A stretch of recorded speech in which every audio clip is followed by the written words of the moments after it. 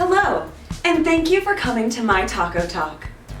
I am very glad to have you all here with me today for what I believe will be a riveting lecture.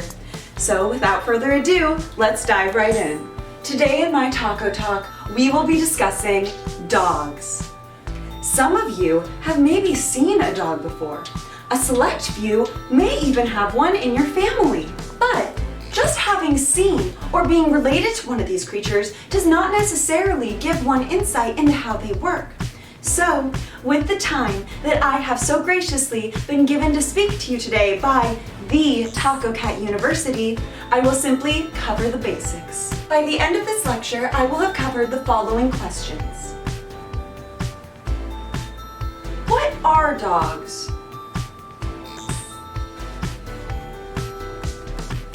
Where do they come from? And perhaps most importantly, how can dogs be of use to us, people who are not dogs? What are dogs?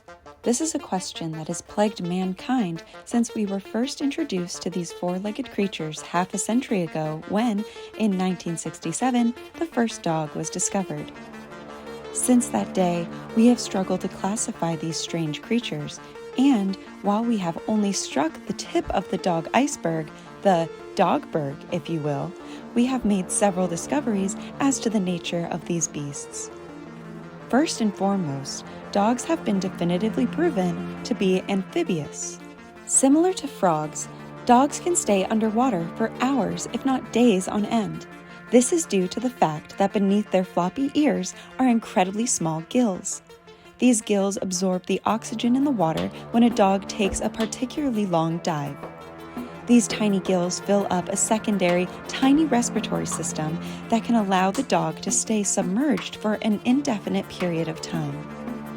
No one has, as of yet, been able to determine exactly how long a dog can stay submerged, but the world record currently belongs to a beagle in Finland that stayed under for a full 72 hours. Now that is impressive. A small caveat. You may believe that you have at some point seen a dog without floppy ears. Do not be fooled though. While these creatures very closely resemble dogs in many regards, they are actually cats. If you ever need a reminder, just remember the phrase, if the ears don't flop, it is definitely a cat. It may save your life one day. In addition to their impressive aquatic capabilities, dogs are also colloquially referred to as man's best friend. Your first question is, more than likely, what does colloquial mean? Followed shortly by, but yeah, why are they called that? Excellent questions. You really are an inquisitive one, aren't you? Firstly, colloquially means something is colloquial or professional jargon.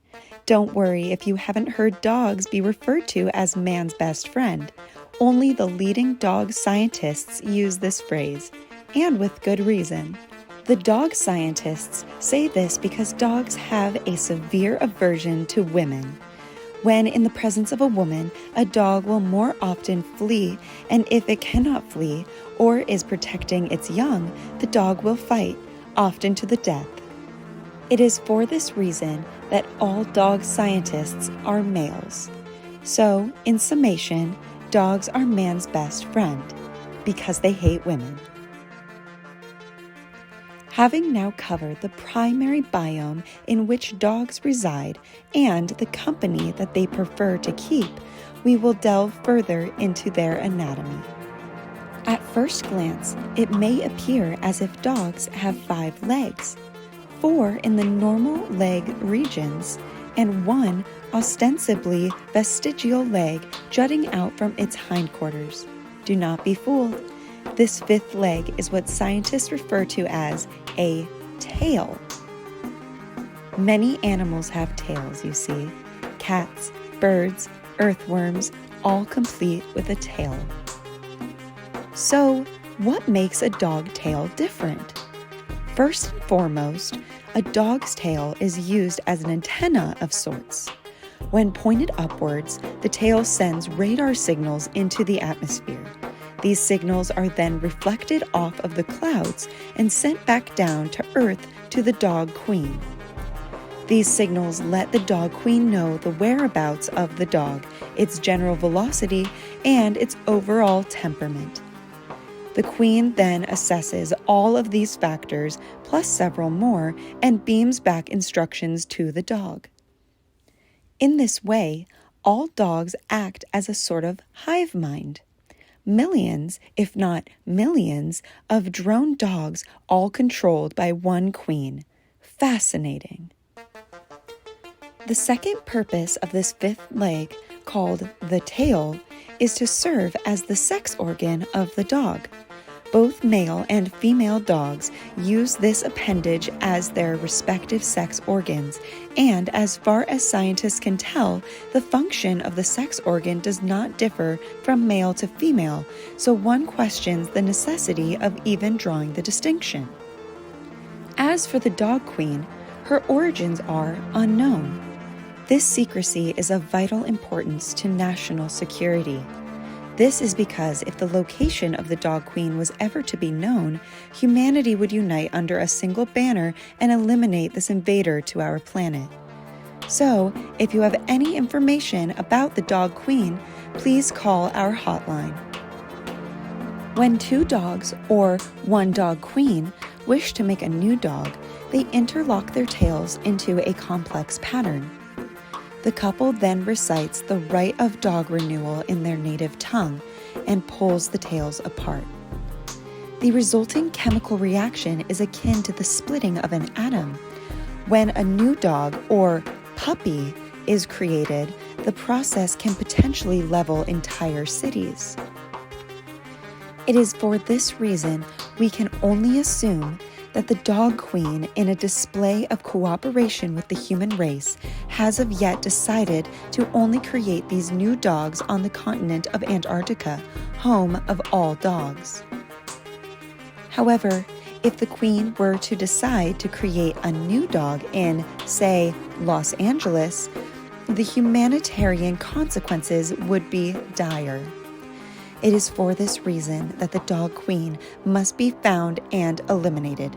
Please, if you have any information on the whereabouts of the dog queen, please contact our hotline.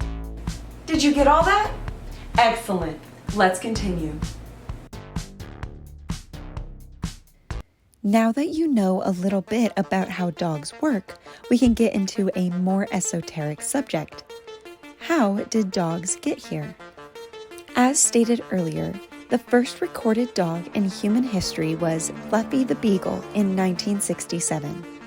It is believed that Fluffy called herself this because she was the progeny of a bear and an eagle. This theory was never confirmed with Fluffy, however, because she was assassinated at the hands of the anti-dog terrorist group Bad Dog in 1968. Since that day, Bad Dog has been held accountable for its acts of terrorism, and a tenuous peace has been established between humanity and the race of dog. Although there has been peace since the Dog War of '09, dogs have been reticent to divulge their true origin. This leads our leading dog scientists to do what scientists do best: wildly speculate. One such wild speculation is that dogs simply evolved from wolves. The similarities between the two species are obvious. There is, however, one fatal flaw in this theory. Wolves do not and have never existed.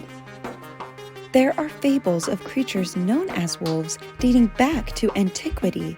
However, throughout human history, no wolf has ever been seen. To briefly describe these mythical beasts, a wolf is a wolf. But these fables are just that, fables. No serious dog scientist treats these ideas with any sort of credibility, and as such, the dog scientists that believe in a wolf-based origin for dogs are the lowest tier of dog scientists. They are magenta tier dog scientists. More competent dog scientists believe dogs to be the harbinger of end times. an interdimensional force sent to observe us and weigh whether or not humanity is fit to continue existing. These are the good scientists, and their opinion should be highly valued. We call these dog scientists marigold-level dog scientists. It is at the recommendation of these marigold-level dog scientists that you are on your best behavior when within eyeline of a dog.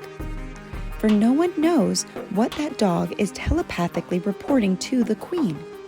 If you have any information on the whereabouts of the dog queen, please contact our hotline. Regardless of where they come from, it appears as if dogs are here to stay. So if you pass one by on the street, just give that dog a smile and be on your way. If you keep your distance, it cannot spy on you as far as we know. Fascinating, isn't it? So, what does all of this mean? So what if you have a newfound understanding of dogs and how they got here? You might be thinking, what difference does that make in my life? This is an excellent question. If you are a woman, it makes no difference at all.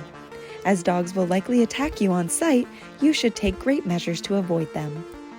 However, if you are a man, dogs can be of great use to you if you treat them properly.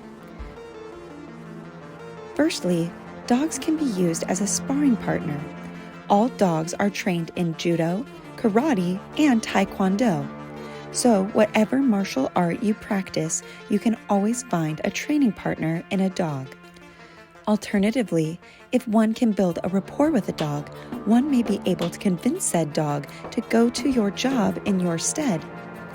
Dogs are capable of most tasks that humans are capable of, and then some.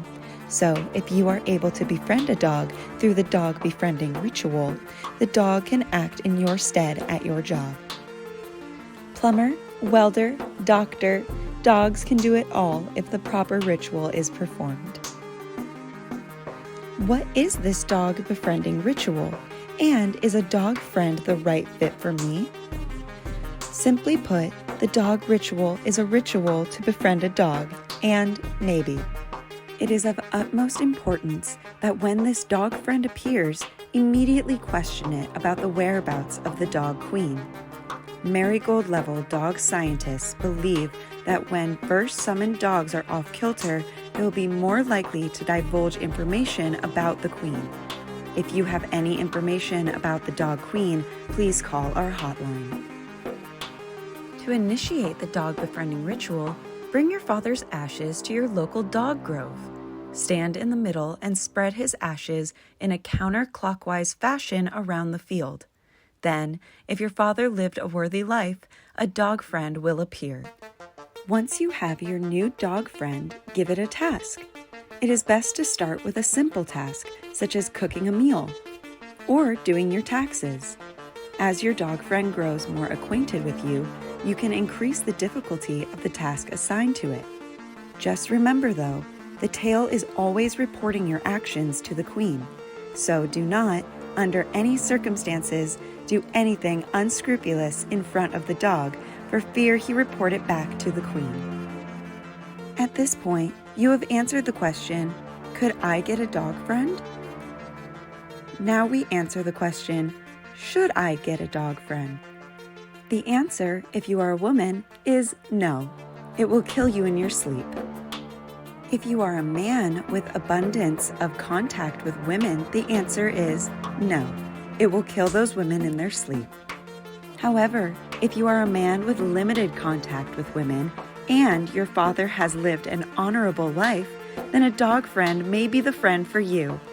It can make day-to-day life significantly easier and greatly improve your well-being.